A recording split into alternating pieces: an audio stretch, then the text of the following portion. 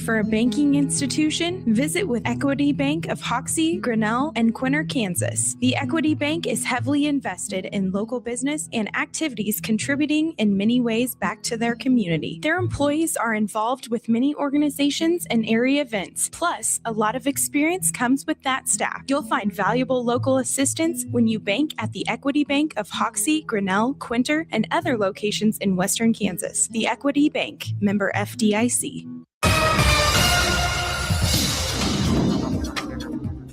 Today, warm and dry weather will be with us one more day to start the week, with more clouds lowering temperatures slightly at or just below records in the mid to upper 80s. Northwesterly winds will be lighter at 5 to 15 miles per hour. Tonight will be partly cloudy, winds turning from the south to the northwest, becoming breezy at 15 to 25 miles per hour. Lows will be in the lower 40s. Tomorrow, gusty north winds 20 to 30, gusting to 40 miles per hour. Be partly cloudy, noticeably cooler with highs in the upper 50s to low 60s and lows around freezing. Wednesday, a stronger spring system will bring the chances for rain during the day and snow overnight, with highs in the lower 50s and lows around 30. Thursday through Saturday will be windy, dry, and seasonal, with highs in the upper 50s and low 60s and lows 30 to 35. This is meteorologist Chris Schromick in the NWKS Radio Weather Center. Winter weather in northwestern Kansas can change in a hurry. From blowing snow and icy roads to dangerous wind chills, conditions can turn severe before you know it. When storms strike, turn to NWKS Radio, your trusted source for weather alerts and local coverage. Stay safe, stay prepared, and keep your radio tuned right here for the latest updates all winter long. Severe weather on NWKS Radio is courtesy of Roof Masters of Colby, along with Andrew Flanagan of Farm Bureau Financial Services. At Ray Community District Hospital and Clinic, they believe in promoting healthier living through compassionate quality care. From the art maternity care to life-saving emergency services, their dedicated team is there for you and your family. Whether it's managing diabetes, navigating recovery, or receiving specialized treatments, they're committed to your well-being. Discover the difference a community-focused hospital can make. Visit rayhospital.org today to learn more. Ray Community District Hospital and Clinic. Your health, our priority. Irrigators, after 50 years, when you look in the mirror, you might see that your hair is thinning. And the same can be said for your well casing after 50 years of pumping. A thinning well casing can lead to the well collapsing and needing to be re-drilled. So to keep from pulling your hair out, now is the time to visit with the boys at Western Sprinklers about relining your well before it's too late. Also, visit with them about their diversified ag assurance, where you can insure pivots up to 34 years old. Irrigation isn't a sideline, it's their specialty. That's Western Sprinklers of Colby. Are pests making your home or business uncomfortable? Call Pest Away in Goodland, Kansas, serving all of Northwest Kansas. They provide top-notch pest control services to keep your space safe and pest-free. From ants to rodents, termites to spiders, our expert team is here to help with effective, safe, and affordable pest control solutions. Don't wait. Call Pest Away today at 785-728-7166 for fast, reliable service. Your home or business deserves the best protection. The days are getting longer, the roads are calling, and it's a great time to upgrade your ride at Hurl Chevrolet GMC in Goodland. Right now, get 1.9% APR for 36 months on a 2026 GMC Terrain, the perfect SUV for wherever the road takes you. Need a truck? Take advantage of up to $7,000 in rebates on a 26 GMC Sierra 1500 with eligible trade-in. And for serious capability, get $500 bonus cash on a new 2026 GMC 3500. See the full lineup today at Hurl Chevrolet GMC in Goodland or online at hurlchev.com. 2 words, prostate exam. Did your butt just clench? Relax. Screening starts with a simple, finger-free blood test. Around 1 in 8 men in the United States will be diagnosed with prostate cancer in their lifetime. But don't clench. Prostate cancer can have over a 99% 5-year relative survival rate when caught at a localized or regional stage. If you're 40 or older and have a prostate, visit relaxitsabloodtest.com to see if a PSA blood test is right for you. Talk to your doctor about screening and next steps. Sponsored by Novartis. You ready? Ready? 1, 2, 3, 4! It's time for the Morning Blitz with Ross Volkmer. Give me my cane. I'll show you how to play this game. The High Plains only local sports talk show. Broadcasting live on Goodland's Rocket 102.5 and video streaming on YouTube, Facebook, and X. Who's got it better than us? Nobody! Covering it all from the preps to the pros. Cowgirls hunting them, and they're finding them. Sturgill with another 3. The Blitz is presented by Hurl Chevrolet GMC, Hoover Lumber Ace Hardware, and F&B Bank, along with Pestaway LLC, Topside Portables and Pumping, Equity Bank of Hoxie, Quinter, and Grinnell, and the Insurance Agency. Let's go to work. Bear down, Arizona. For the first time since 2001, the Arizona Wildcats are going to the Final Four. A lot of movement without the ball. Wood gets it to Jackson. A dribble, a pump fake. The three from the right wing. Around the rim and in at the buzzer. A buzzer beater for the Blue Devils is sending them to the Elite Eight. Brad Underwood embraces his assistants in front of the Illini bench. Final 2 seconds.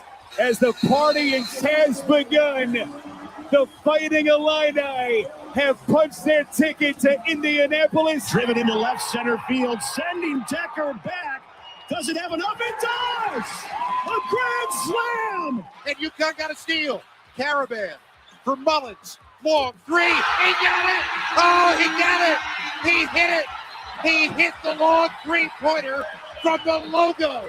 With 0.3 of a second left to go. I don't believe it. UConn has taken the lead. And good Monday morning, everybody. We are back and rolling here on another edition of the Morning Blitz on this final Monday of March the 30th. Nice spring-like morning out here this Monday morning. Temperature sitting currently, around 46 degrees, but the sun is starting to make its way out. We'll get to a high in the mid-80s here on this Monday morning. Hope everyone had a great weekend, was productive. I mean, I had a pretty good weekend personally. I was pretty productive. I was able to get we had a lot of laundry had to get done this weekend at the Volkmer household. We did get that accomplished. And then I had a little bit of yard work that I did on Friday. Would have liked to have gotten more done over the course of the weekend, but man, it was really windy Saturday. And probably the biggest reason why at this point in time, I don't have any more room in my grass bin thing that I'd like to dump my grass in. And so it's like, I'll have to wait till that gets dumped, I think later on this week. But nonetheless, a good weekend overall. Hope yours was a good one as well. My gosh, how about the finish of that UConn game? Man, that was crazy. The call there you heard just a few moments ago, that was absolutely nuts. With that 35-foot three-pointer to wrap up kind of a crazy sports weekend, which we now know are Final Four in the NCAA tournament. Illinois, UConn in one semifinal, Arizona, Michigan, which honestly could be a national championship game in the other. But yeah, our Final Four is set for this upcoming next Saturday when the Final Four will resume. FB Bank text line open at 785-899-2222 if you want to be part of the Morning Blitz and you would like to chime in with your thoughts, your comments, would like to hear about your weekend, your winners, your losers from the sports week. Would love to hear all that throughout the course of the show. So the F&B Bank text line is always open at 785-899-2222. Lots to get to in today's program. We were scheduled to have good friend Joe Tillery on the program. We're going to have to kick that back to possibly later this week or next week. Joe is having some health issues here this morning. I was given pretty much the information on that about 5 minutes ago. He texted and said, "I'm not feeling the best and I'm going to the hospital." So, all right, buddy, you go get that taken care of, and we will make our way through. So we've got our weekend winners and losers to get to today, some stuff to get to in the leftovers, our typical Monday show here on the Morning Blitz. Let's get rolling. We got weekend winners and losers to get to with our weekend winners from this great previous weekend in the world of sports. There are two kinds of people in this world. There's winners and there's losers. Which ones were which this past weekend? I want winners. Loser? You're a loser. It's the weekend's winners and losers on the Morning Blitz. Want to be a winner, be a winner.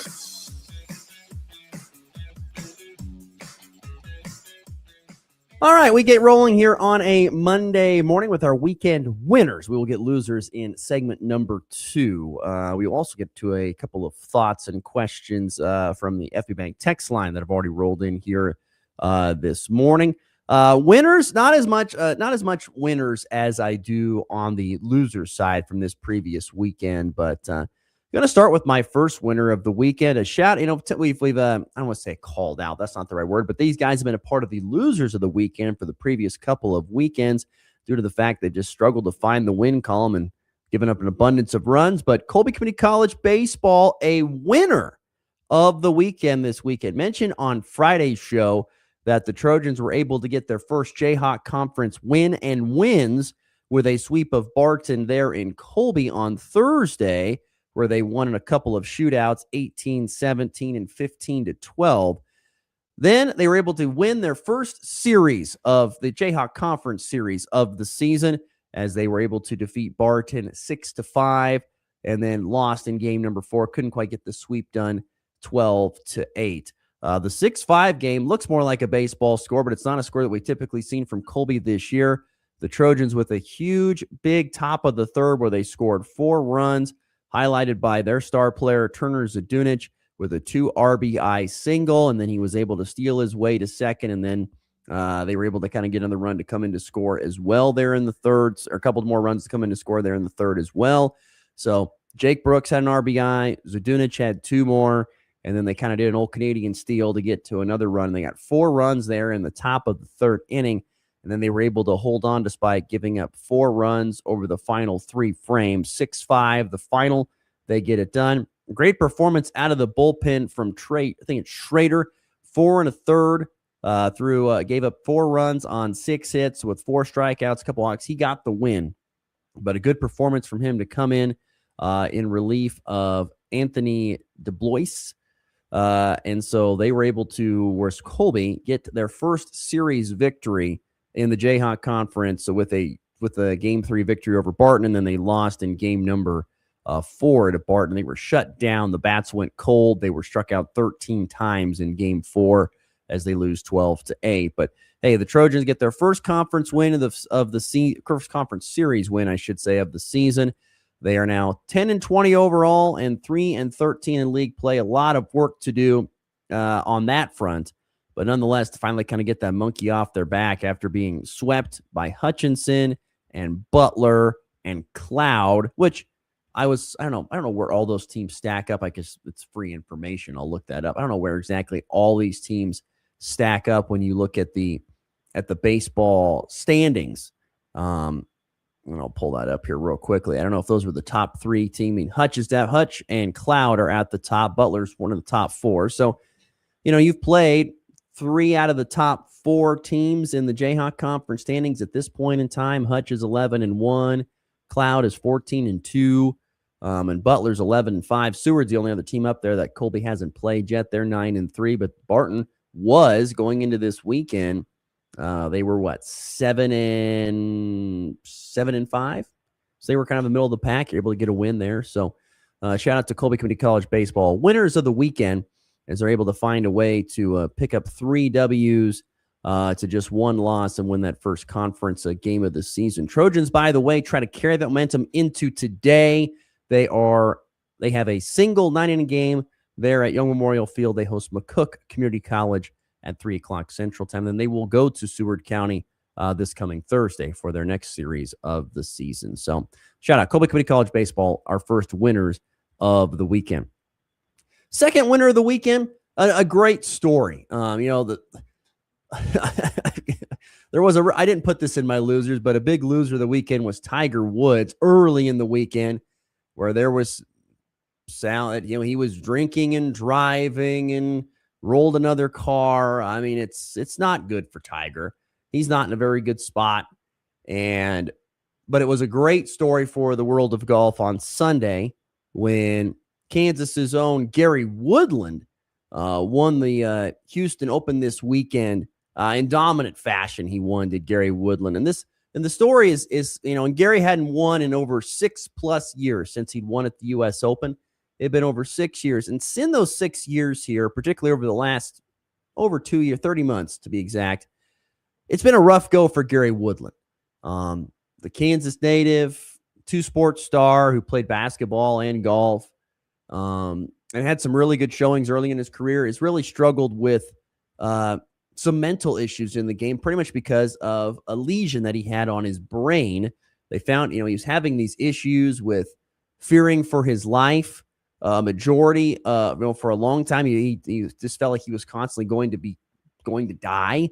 And come to find out, he had lesions on his brain that were calling that. He had to have surgery to remove those lesions on his brain, and he did. And ever since then, he's been dealing with PTSD, which he explained. I give a lot of credit. No one knew that he was dealing with PTSD until about a couple weeks ago when he brought up in a news conference that he said he'd been really dealing with it. And a reporter wisely brought up the question of what is PTSD on the golf course.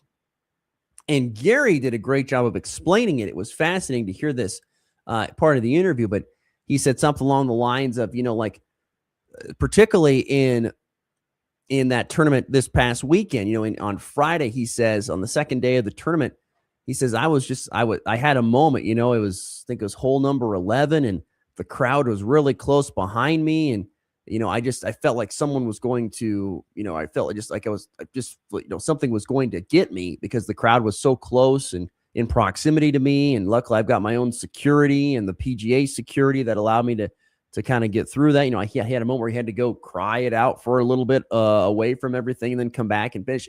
It's a fascinating story. I mean, you should really read more about it, but for him to go on and win his first tournament since having brain surgery and dealing with PTSD and all the things that he has dealt with, unfortunately, a great story of perseverance, a great story of not giving up. So Gary Woodland, a massive winner of the weekend as he dominates at the Houston Open, could mean good things for the Masters. The Masters are coming up here in a couple of weeks, and I'm telling you, if you get a win a week or two before a major, that usually means you're feeling pretty good about stuff, and that means that you could have a pretty good showing. Now, I don't know if Gary can play in the Masters, honestly, because I don't think he's won this tournament, so now he can. That might mean a really great thing for Gary Woodland. He might just be able to put on the green jacket because of a win this close to the Masters. But congratulations to him. His win is not really the money or the trophy on the golf course. His win is the mental victory and the hurdles that he has had to overcome over the course of the last 30 months, the mental and physical hurdles. And to get a win is got to be really dealing for him. He was just saying, if you don't give up, keep fighting, all that stuff. It's a great story. Gary Woodland, a winner of the weekend. Our final winner of the weekend here on this Monday, March the 30th. I got to give a shout out to Nebraska Diamond Sports. That would mean baseball and softball. First and foremost, a great weekend for Nebraska softball, who had a super regional type feel in Lincoln at Bowlin Stadium as they hosted UCLA. So it's pretty much the two best teams in the Big Ten squaring off this past weekend up in Nebraska, and the weather was perfect for this, especially with UCLA coming down. It was a little cool, a little brisk, and so Nebraska took complete advantage of that. They came from behind on a 3-run. They had a 3-run blast. I think it was yesterday. They had another big home run on Friday. They lost Saturday, but they still take 2 out of 3 over UCLA, and that puts them now atop of the Big Ten in a great position to win the Big Ten. And for teams like Nebraska, these type of series are huge because you're trying to solidify. I mean, Nebraska is a top 10 ranked team in softball, but you're trying to solidify your spot into possibly hosting a regional, maybe even a super regional, if you're in those top, 8 positions. So this was huge for them to get this win. They're able to get it done against UCLA. So Nebraska softball with a huge weekend, taking 2 out of 3 from UCLA. And there is not many teams, there probably are some, but there's not many teams hotter than Nebraska baseball coming off of this previous weekend. Nebraska sweeps Indiana 3-0, but they have now won 17 of 18 games. They only lost coming to Michigan in a series opening loss, 2 weekends ago. They lost 2-1 up in Michigan, but then they won the last 2 to win that series. They are playing great baseball. They are dominating and really just playing all around great ball. They are a gritty team, definitely not a pretty team, but they find a way to get it done. But winners of 17 of 18 in a baseball season is a hard thing to do. And they're led by a great story. Senior shortstop Dylan Carey has been a really good player for Nebraska his entire career. Even as a freshman, came in and started at shortstop. He's been a really key piece in the lineup for hitting and for defense. He's been very good. Last year, after a solid junior campaign, he tested the Major League Baseball draft waters and got nothing. He did not get drafted. He did not get drafted in the MLB draft, which was a surprise to him and to many that he did not get drafted because he had a solid year. He had solid resume for 3 years, but he did not get drafted. Now, the Major League Baseball draft is a lot smaller than it used to be. It's still pretty decent sized, but Dylan Carey did not get drafted. He came back this year in his senior year with absolute vengeance. Absolute vengeance. What exactly happened? On the Hurl Chevrolet with that GMC delay as Peterson, Carey launches this one into deep yesterday left center at the wall. It's gone. In the bottom of the 7th through that game. Dylan Carey launches a granny. But he has come back with absolute vengeance here in his senior campaign. Talk about a guy who's out to prove something. This guy is slugging over 700 with 42 RBI, which I looked at the stats yesterday. That would put him at what would be number 4 or 5 in the NCAA in RBI with 42 and 20 extra base hits. He now holds the record for career doubles, surpassing his coach, Will Bolt. I did that this weekend as well. But Dylan Carey is a great story because of a guy who got overlooked, even though it probably deserved to get drafted, didn't get drafted, and then has come back with an absolute vengeance. And who knows, might be putting himself in the top, 5 to 10 rounds of the Major League Baseball draft, which would be huge for him. So Nebraska Diamond Sports, my final winner of the weekend. My goodness, you just talk about just a great showing from Nebraska Diamond Sports. Softball getting those 2 wins out of 3 over UCLA, and then the baseball winning 17 of 18 against Indiana. And they've got some they've got some tough games ahead. They've got here in a couple weeks. I think they've got Oregon on the road at Oregon. They've got to take on the rival Creighton, which is always very tough. But Nebraska baseball is being really good here early on in the season. We'll see if that trend continues. By the way, also a winner of the weekend to throw it. So speaking of Diamond Sports, how about Kansas baseball this previous weekend? The Jayhawks able to get it done up at ranked Cincinnati. Talk about a great weekend of baseball for the Jayhawks, who came into this weekend, with just a 4-2 record in conference play to begin. Just kind of a middle of the road deal. They were beat by Texas Tech, but then they've picked up some momentum after salvaging a game in that Tech series. They take care of Missouri. They swept Houston, but then they split with Sac State here this middle week last week. And then they got shut out on Friday, 5-0, but they bounced back to win Saturday, 8-2, and Sunday, 13-6. A great weekend there for Kansas baseball as they're able to get it done over Cincinnati. And K-State got in a slugfest with Utah this weekend. They took game 1 on Friday there at the brand new Utah baseball stadium. I forget what that's called. Charlie Montfort Field at America First Ballpark. Sorry, I take that back. They were able to get the win on Friday, 8-5. But then in games 2 and 3 of that series, really struggled with pitching and lost 13-11 Saturday and 16-14 on Sunday. Not a great weekend there for K-State baseball. So great weekend for Nebraska and Kansas. A tough weekend there for Kansas State. All right, FB Bank text line, 785-899-2222. Kyle, who I always love getting a text message from. He's got great questions and great thoughts, and particularly about smaller like Division II stuff. He goes, a question. Has the transfer portal ruined Division II basketball? The MIAA, in particular, has lots of their best players transferring locally. Florida State men and women losing their best players, too. Where is the royalty these days at all? Where is the loyalty these days at all level things? Kyle, thank you for the question. Here's the thing, Kyle. If I think what was it? It's the Grill. Kyle Grill, I think, is the kid who's transferring away from the men's side. There might be more, and we all know that Telexa Weeder is leaving too. But in my opinion, Kyle, personally, I think this is one of the areas where I think the transfer portal is actually kind of cool. There's a great player that was over at Western Colorado in Gunnison, who I think led the nation in scoring at 25 points per game, led D2 in scoring at 25 points per game on the men's side. He's transferring.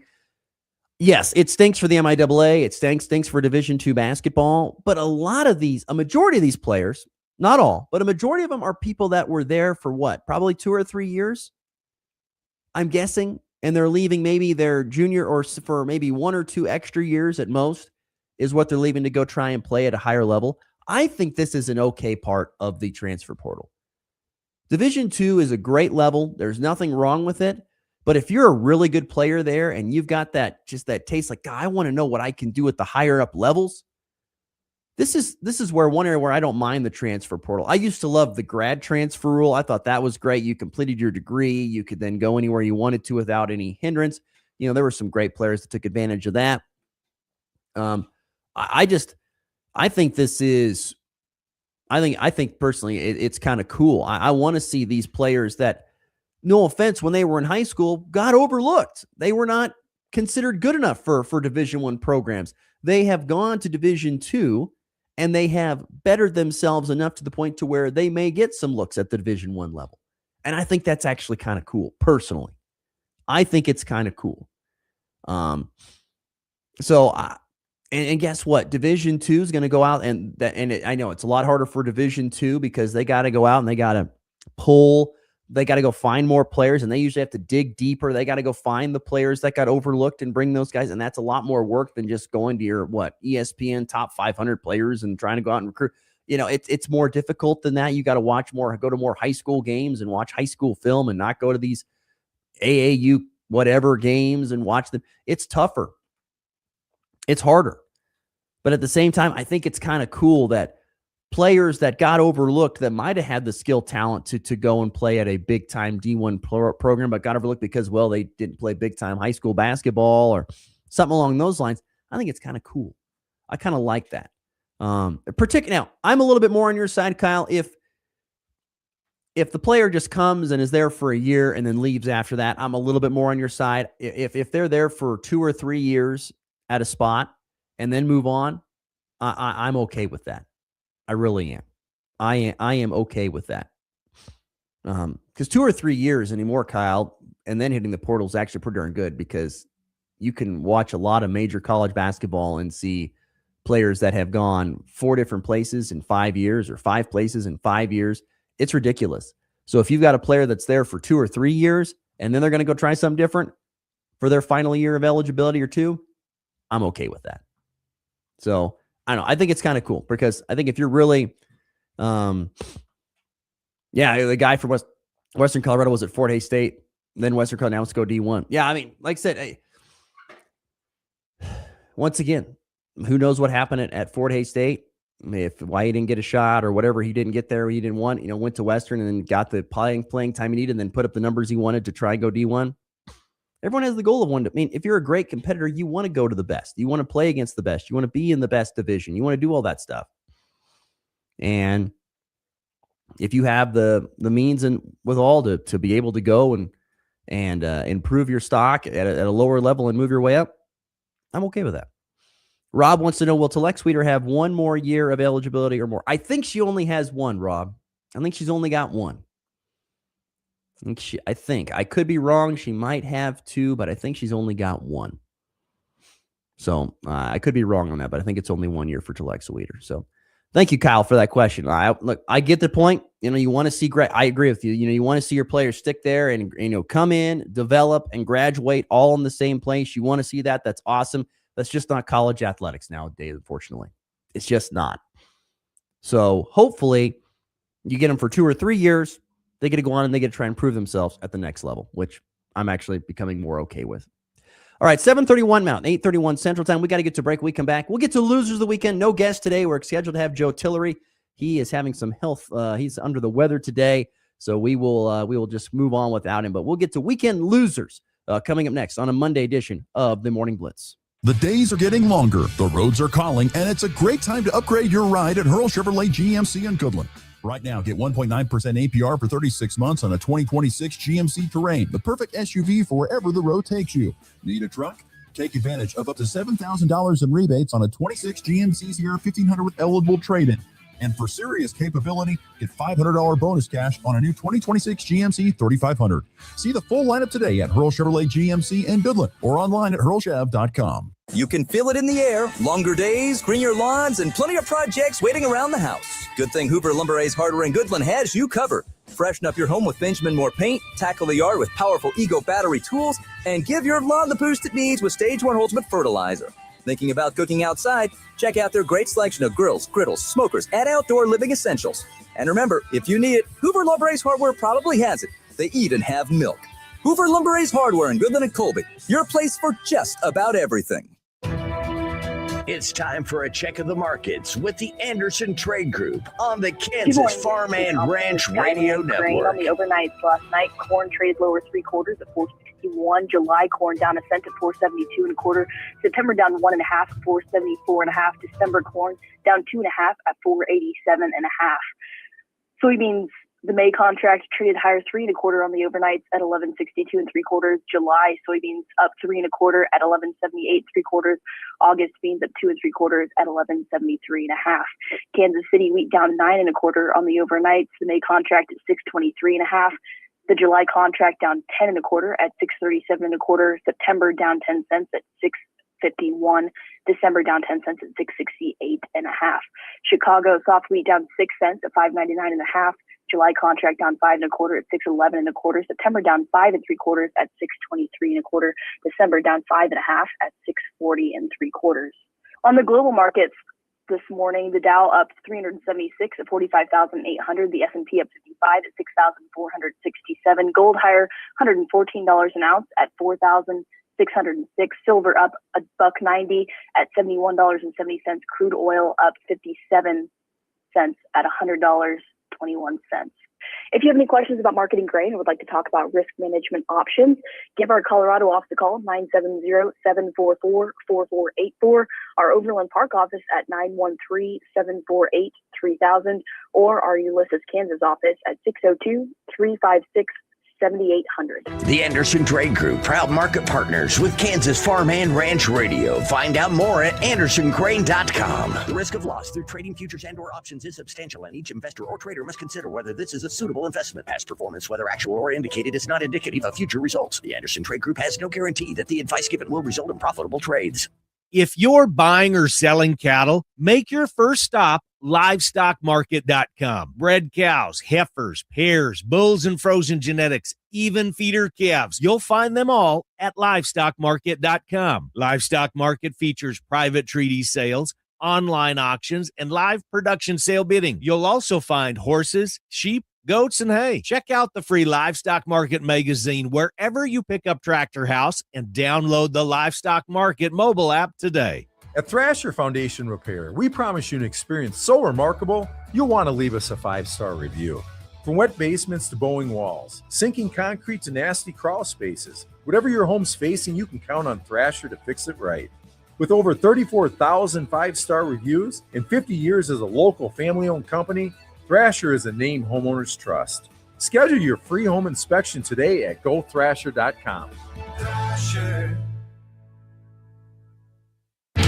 You're listening to the High Plains only local sports talk show. Do you understand the words that are coming out of my mouth? The Morning Blitz.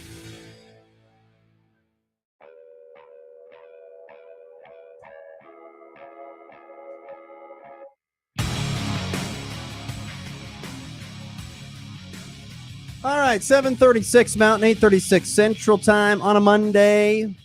Once again, no guests today, so we will roll along with Weekend Losers in just a matter of seconds. We'll get to the leftovers, a few cool story notes to get to in that as well. FB Bank text line remains open, 785-899-2222 if you want to be part of the Morning Blitz. So we got to get to the FB Bank text line here out of the break. Both Jared and unnamed texter want to throw Carlos Estevez, closer for the Royals, under the bus. The blown save on Saturday, I think it was, right, gentlemen? I think it was Saturday. The Royals up 2-0, and Estevez gives up a walk-off grand slam. They end up losing 6-2 when it's all said and done. So Carlos Estevez, a loser of the weekend, not only for one, but for two. unnamed texter able to give his stat line: 1/3 of an inning worked, a 162.00 ERA, and a blown save. Overall, it was not a great weekend for our regional professional baseball teams. I mean, the Royals shut out on Friday, have a lead Saturday, blow that thing, and then were able to salvage a game on Sunday. And for Colorado, more on that in a little bit. It was worse. It wasn't even any better. So continuing here on the show with our weekend losers. Let's see here. One more thing for the FB Bank text line. Kyle says he's manifesting Telexa Weeder to go be an Oklahoma State cowgirl with former Northwest Kansas star J.C. Hoyt, the run and gun shoot style, along with the Northwest Kansas connection. Would be cool to see. I have no idea. I have no insider information whatsoever, but it wouldn't shock me one bit if we see that happen. Personally, I feel like it feels like it'd be a good fit for all parties, personally. But we'll see. I don't know. Weekend losers here on the Morning Blitz. Well, there's not a bigger loser on the weekend than Duke basketball. That's right, Luke. Duke, of course, if you didn't see it, you have to go pull it up. In fact, you can watch it on the Hurl Chevrolet GMC video stream if you want to. I think I actually have an audio with it. Here was the final play in the last 10 seconds of the Duke UConn game, the last spot on the line to go to the Final Four. Duke, by the way, led by 19 at one point in time in the game and 15 at half. And it came down to the final play. 72-70, Duke, 10 seconds to go. Got to cut and run through the ball. Who better than this guy? Get it into Boozer, back for Sarr, ahead, Boozer, that ball deflected and stolen by Mullins. Caravan, 2 seconds, Mullins tosses it up.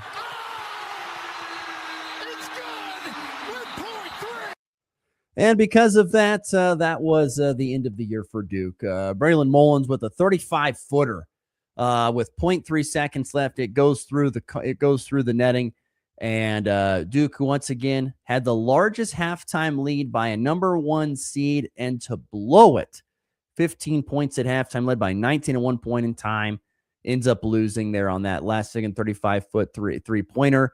Sending UConn to the Final Four once again. Dan Hurley with an unbelievable reaction. The reactions were amazing. Honestly, you got to go back and watch the reactions. First and foremost, Dan Hurley standing there and then just going, he's always mad about something, Dan Hurley is, but for him to be as excited and as jubilant as he was, understandably so. But that was amazing to see. Dan Hurley, how excited he was, his staff, his bench, the faces on that bench. In contrast, the Duke bench, John Shire, like, oh my gosh, when you get a hand in the face, oh, boom, and then just the complete the disbelief look, had to turn away. And then the broadcast, I mean, Raftery and Grant Hill, who is a Duke guy, obviously, to see their reactions, that all went down, was just nuts. As someone joked on social, we just about lost Raftery, just about died on the spot. He was in shock of what happened. It was crazy. It was crazy. I mean, I'm not going to lie. Your guy was cruising down, watching that game, and it was like 19 points. I'm thinking, golly, I'm going to have a perfect Final Four in my bracket. A perfect Final Four. And here comes UConn storming back. I saw a tweet from our good friend of the program, Riley Gates. He said, I'll see if I can pull this up. I got to find this thing. I have actually looked at it since it actually happened, so this might actually get me laughing more because he'll just have a meltdown. But I got to find this tweet because he said, gosh, what was this? Oh, after last year's Final Four disaster, nothing is over. This was at halftime. Nothing is over until it's over. 20 more minutes like that, Duke, is what he said. He's kind of a Duke fan. And to see that just completely melt down, I don't know. It's kind of funny. It's kind of sad for Duke fans, but it's also kind of funny at the same time. They're a big takeaway for me personally on this game. Not only was it the great resiliency of UConn, but I think it's a storyline that it's becoming more and more prevalent over years and years, particularly with NIL and transfer portal and multi-million-dollar rosters in college basketball. And not saying that Duke is all this, but you can't have a team predominantly of freshmen anymore. You can't do this. Not saying Duke was entirely freshman, but a majority of their key pieces on the floor when that whole thing fell apart were freshmen. The Boozer boys, Dame Sarr. There were plenty of, there's another guy out there too. They had about 4 or 5 guys that played significant minutes for Duke this year that were true freshmen. They had another senior and another junior that played significant minutes, but most of them were true freshmen. If you look around the Final Four, you're going to see a lot of teams that have some freshmen. About on average, around 2 or 3 guys that are true freshmen that come in and play significant minutes and do make significant impacts. Not going to say you can't have freshmen. That's not true. You can have freshmen play in college athletics. You can certainly have them. They can make a massive impact. But you've got, in this day and era where guys are hanging around longer, you've got to have some people out there with some experience and some age on them. There's, you look at Illinois, they've got like 4 or 5 juniors and a couple seniors. Michigan's got multiple juniors and a couple seniors. Arizona's got a couple juniors and a couple seniors. Yes, they have freshmen and sophomores. They've got some young guys out on the floor. Don't get me wrong. Not saying you can't do it anymore with freshmen. But to have your team be mostly freshmen, which Duke has been for the last handful of years and kind of always has been, and for reasons, understand, they've got high academic standards and stuff, and you got to get the right kids in there to do it. At the same time, you want to have guys that are older, guys that know the situation. I mean, you just saw what happened in those final 10 seconds. The ball was inbounded. Duke did a great job of breaking the press. But Camden Boozer lost his mind and thought, I got to get this ball out of here before we get a 10 seconds. You just hold on to the ball, son. They're going to have to foul you. There are 10 seconds left. Know the situation. There are less than 10 seconds left. You have the ball in bounds. You can just hold it right now in the backcourt, and they'll have to foul you. You can't even get a 10-second call on you. Hold on to the ball. Instead, you get a freshman mistake. I got to get the ball out of my hands. And you throw it, and it's deflected. A steal.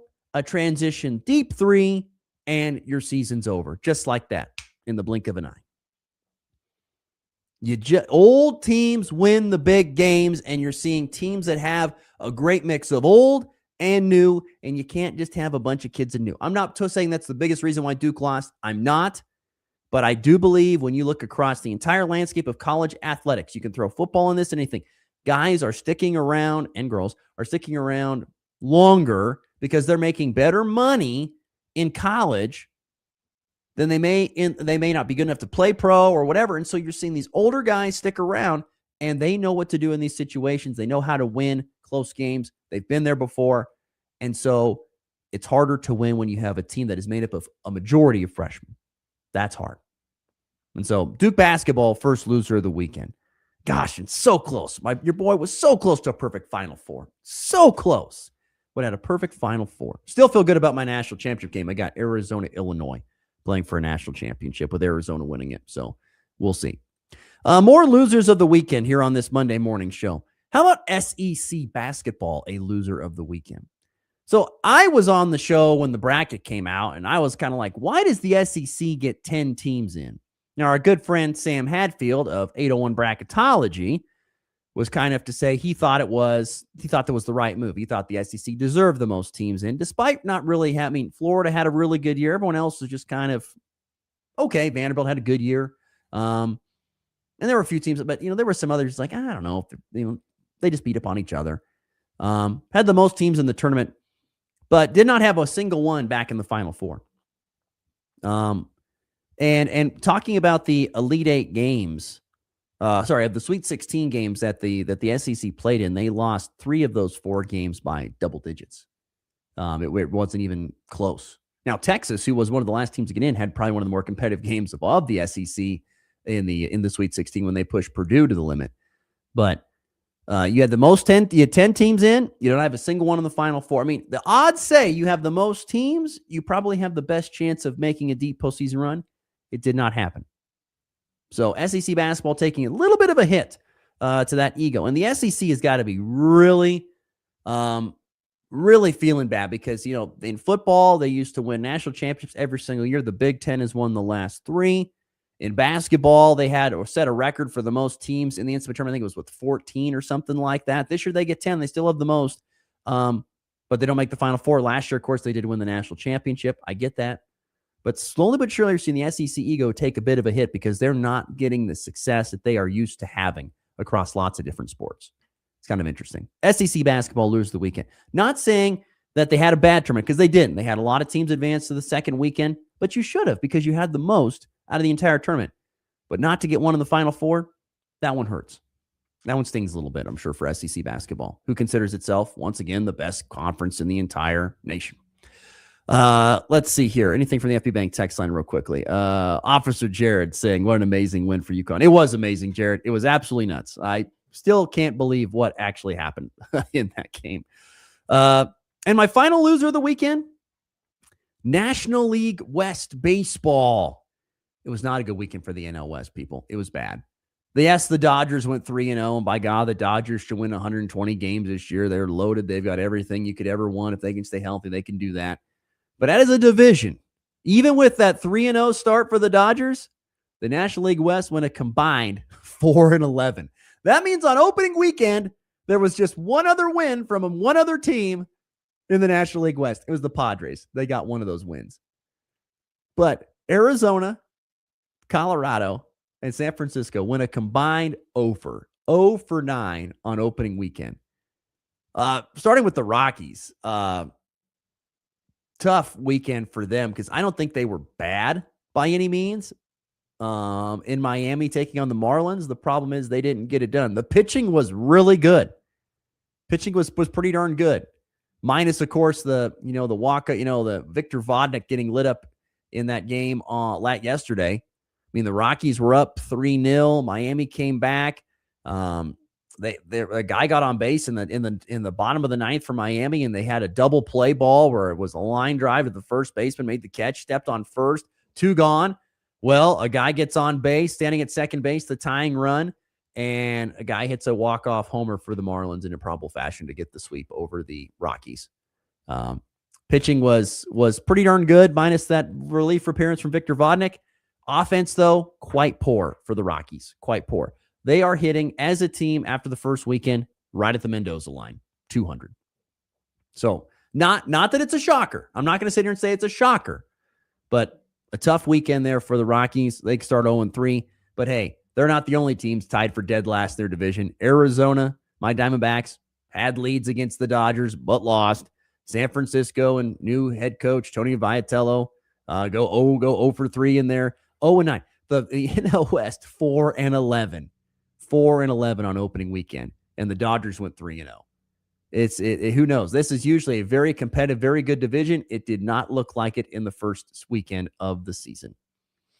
Yeah, and we talked on the Royals 1-2 weekend in Atlanta. I had a chance to go 2-1, but a blown save there by Carlos Estevez, and so yeah, tough one there for sure for Royals fans.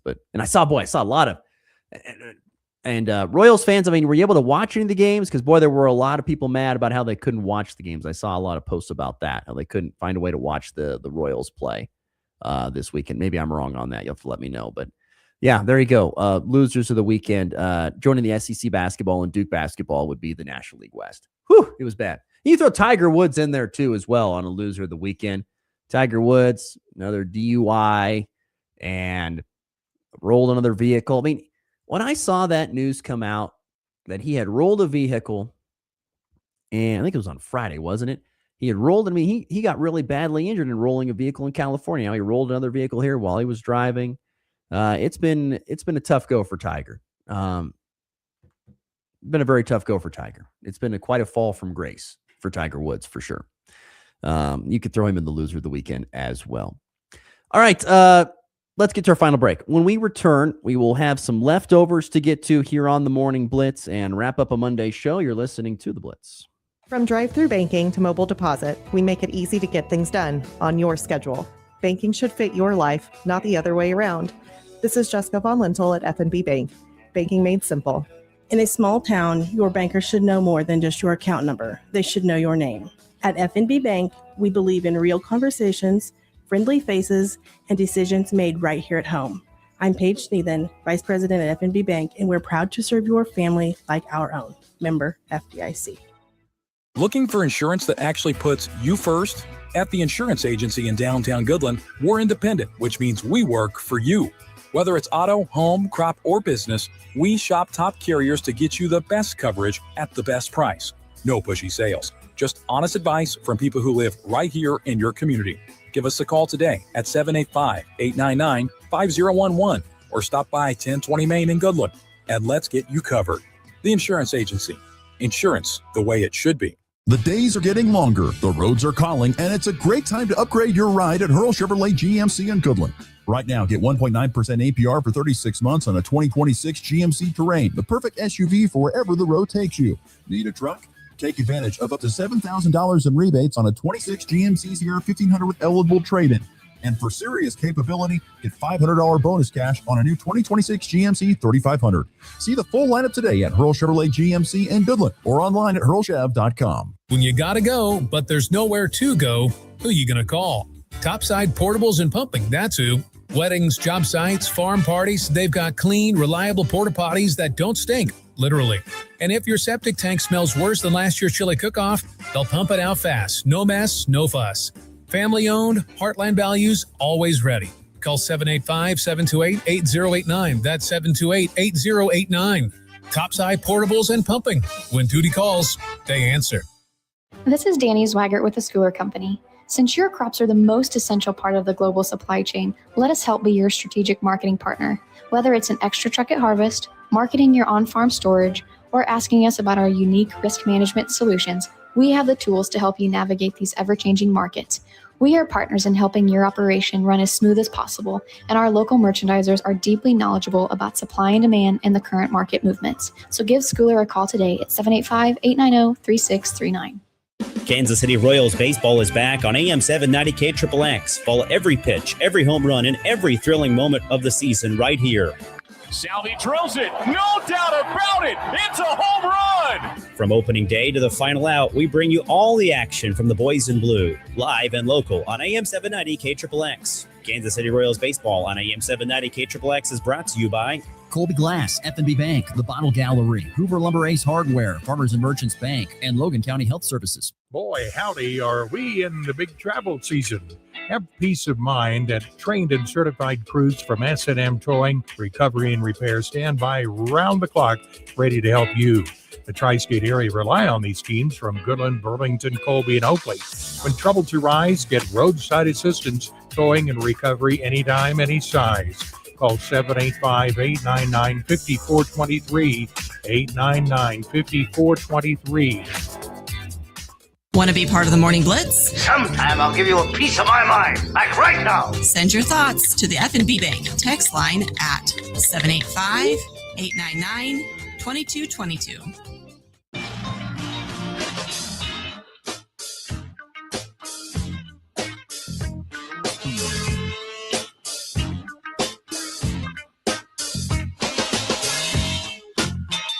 All right, continuing along here on the Morning Blitz. Don't forget that our NWKS radio auction is coming up here on Friday, April 17th. That's going to be 2 weeks from this coming Friday. We've got our radio auction coming up live on all 4 of our radio stations. You can go to NWKSradio.net here shortly to find a complete list of auction items. We'll be filling those in throughout the next couple of weeks. I'm not going to lie, still working on getting items in and getting the paperwork done. But just put on your calendar, April 17th, that is the radio auction day. You want to make sure that you are ready to be able to buy and get some great deals on things happening with our NWKS radio auction, one of our more popular events and full days of radio you'll find in the area. Okay, in the leftovers real quickly, Colby High School softball team played on Friday in their season opening series. I believe it was down at Lakin. Lady Eagles get a sweep. They take game 1 7-3 and then follow that up with a 14-0 shutout win in game number 2. So Lady Eagles off to a 2-0 start. It is Colby and Goodland in softball on Tuesday here in Goodland, and we are planning to have coverage of that right here on Rocket 102.5. Florida State Northwest softball dropped both of its games Saturday at home to Butler, 17-2 and 16-1. Both those games are over in 5. The Lady Tigers have lost 24 in a row. They are scheduled to play at McPherson College this afternoon. So you've got 42nd Northwest softball at McPherson, and you've got Colby Community College baseball at home hosting McCook, the two really local sporting events happening today. Minus, of course, the Royals on AM 790 KXXX. They are at home for their home opener. That is an early first pitch time of 3:10 Central. Chris Bubich on the mound for Kansas City on AM 790 KXXX as they open up against the Twins. And the Rockies still on the road. They head to Toronto for the opening series. I think what was that I saw? Was it the Toronto Blue Jays starting rotation set a record for the most strikeouts in an opening weekend series or something like that? Something along those lines. It was a ridiculous stat. But Colorado heading to Toronto, take on the Blue Jays. Tomoyuki Sugano, one of the off-season signings for the Rockies, will make his debut tonight on the mound for Colorado. So that's what's left over. That's what's all part of the leftovers. We got one more to get to here, but we'll do that in the walk-off.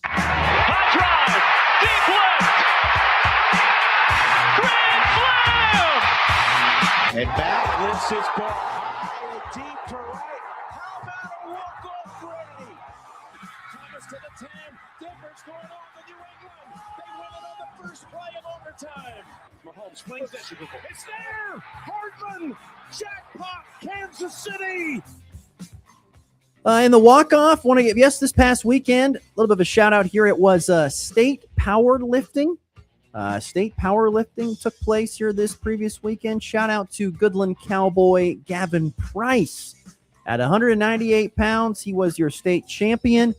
He did 330 pounds on bench, 315 pounds on the clean, a 525 squat, for a total of 1,170 pounds for Gavin Price. By the way, the clean and the squat and the total were all personal records for him, but Gavin Price at 198 pounds, lifting 1,170 total pounds to win the state championship at state powerlifting at 198 pounds. So congratulations to Gavin.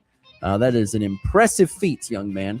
I remember one time the kids were, it was a year ago, the kids were walking. I was working in my yard, and the kids came up and they were they were supposed to walk around town and do these challenges, and one of them was and they came up and said, "Can we arm wrestle you as part of a challenge?" And Gavin Price is the one that was going to arm wrestle me. And there was a moment I thought, he's going to snap my arm.